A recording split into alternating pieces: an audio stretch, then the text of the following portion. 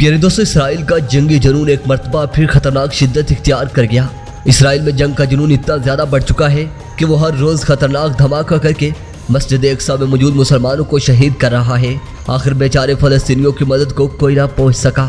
مسلم دنیا کا دشمن اسرائیل ہر گزرتے لمحے کے ساتھ ایک خطرناک دھماکہ کر دیتا ہے۔ ناظرین محترم، ہزاروں کی تعداد میں بیچارے فلسطینی مسلمانوں کو شہید کیا جا رہا ہے۔ ناظرین محترم، جنگ بندی کے اعلان کے باوجود اسرائیل باز نہ آیا۔ اسرائیلی فوج کی ایک بار پھر مسجد اقصی میں نمازیوں پر شیلنگ، متعدد فلسطینی شہری زخمی ہو گئے۔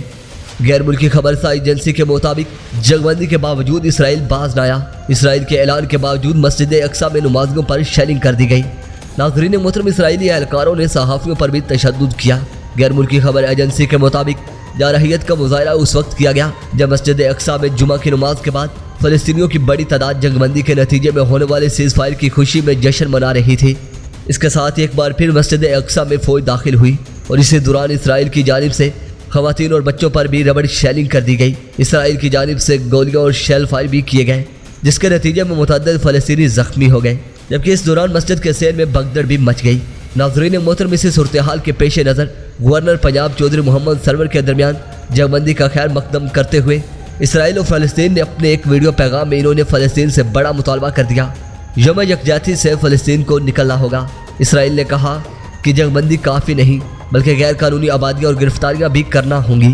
اسرائیل کی سیاسی مذہبی جماعتیں فلسطینیوں کے ساتھ پاکستان گئیں، فلسطین کے سفیر بن کر ان کا مقدمہ لڑ رہے ہیں۔